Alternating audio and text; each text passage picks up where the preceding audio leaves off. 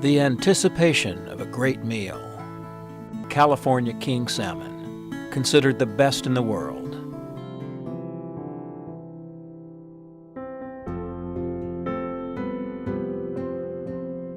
Small family-owned boats traveling up and down California's coast from Morro Bay to the Oregon border.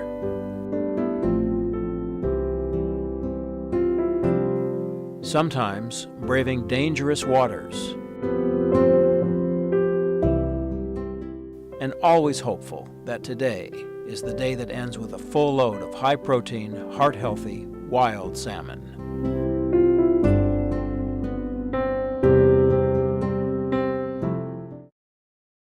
It's amazing the salmon are still around at all. Nearly every major river is dammed. Until fairly recently, logging operations caused streams to become blocked or filled with silt and dirt.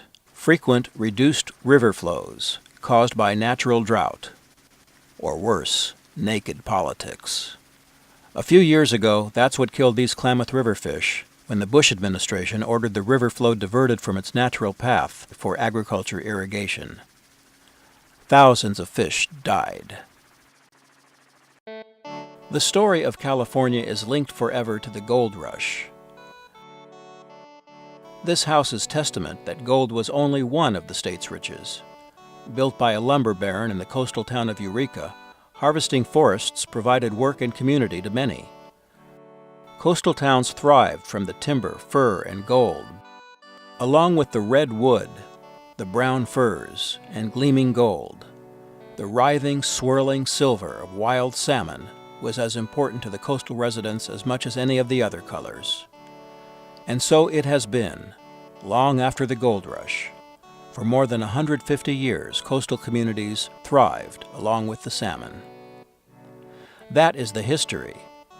Today, that rich history is a fading memory because salmon are getting harder to find. It's been more than 2 years now that the salmon fishery has been shut down, forced closed by the government, closed to commercial and sport fishing, closed because the numbers of salmon successfully navigating their way upstream to mate or swimming downstream to live their life in the ocean have declined dramatically. Hundreds of miles and many hours away from the rich green hues of the North Coast, the hot summer temperatures cook the San Joaquin Valley, the heart of California agriculture's dominance in the world. For decades, California growers have shaped the state's water infrastructure, bending it to suit their will, with state and federal politicians, for the most part, being willing cooperative partners. But 3 years of less than normal rainfall makes everyone a little testy. You know, just like the guy on Hannity the other night talking about how all these poor fishermen are going broke because of this issue. It's just nonsense. It's the government that won't let them fish, first of all. Yeah.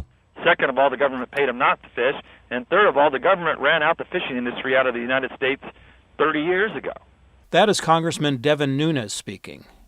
He looks like a reasonable fellow, but his words are meant to trivialize anyone who seeks balance and fairness in the water debate. The fact of it is, the only fishing industry we have in California is fishing for sport fishing, and those people are still going out. You can still go deep sea fishing out over in Morro Bay. You know, that's not a problem. You just can't catch salmon. This is the entrance to the Fort Bragg Harbor. This inlet used to see a line of small, family-owned boats heading out into often dangerous waters to catch wild California king salmon. But it's been more than 2 years since they made that trip.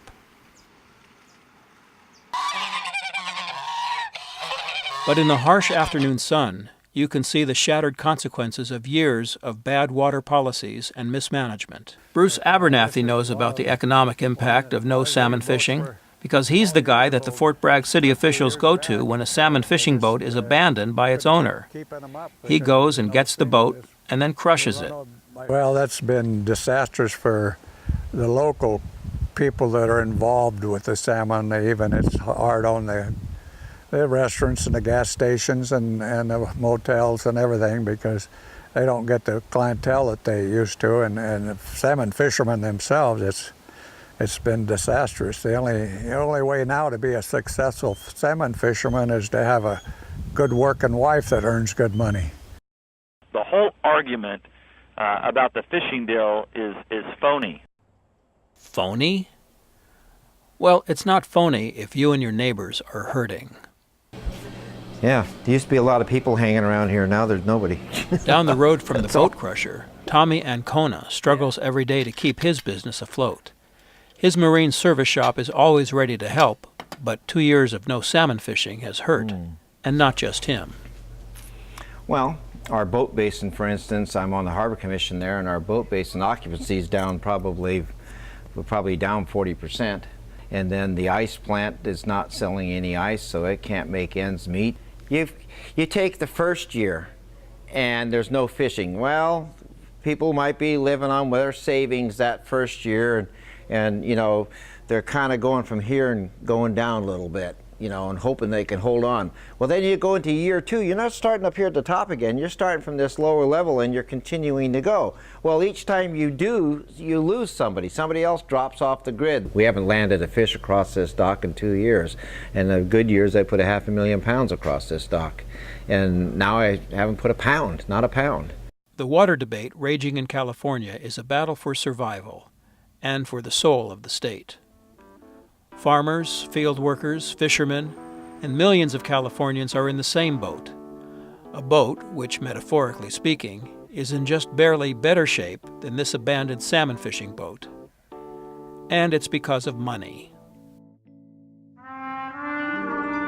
1974's Chinatown earned the Academy Award for Best Screenplay, telling the story of water, power, and greed. Now remember, we live next door to the ocean, but we also live on the edge of a desert. The very same issues that we are grappling with today. Planting water-intensive crops on questionable land.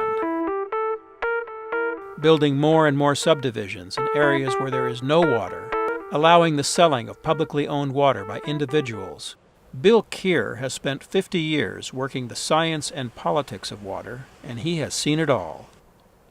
The estuary is the breadbasket of the whole system. What we don't have is sufficient water mixed together with all of the sediments and nutrients. It feeds the baby fish. If we don't have that, and we don't have a healthy fish community.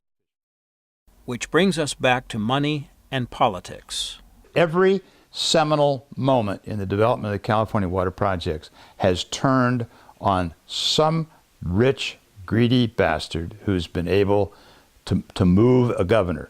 When I saw Chinatown, I stood up and yelled, "Hey, this is real!" This is the website of just one of many pushing hard to increase water flows to the valley in Southern California, and it's well funded. Rain will wash it all away, and it will rain again, just as it will stop raining too. And then we'll be back in the same morass, unless we agree to understand the science, learn to bring balance into the distribution of a limited resource, and turn down the noise of partisan and divisive rhetoric, noise like this. But now we're starting to see more and more activity on that pyramid of the radical environmental groups, right, that starts with NRDC, Environmental Defense Fund, and then gets all the way down to the phony fisherman that was on Hannity the other night. Okay? So they're going to be coming fast and furious. So the way they fight back is they fight back dirty, and we have to watch that. So how about a different approach?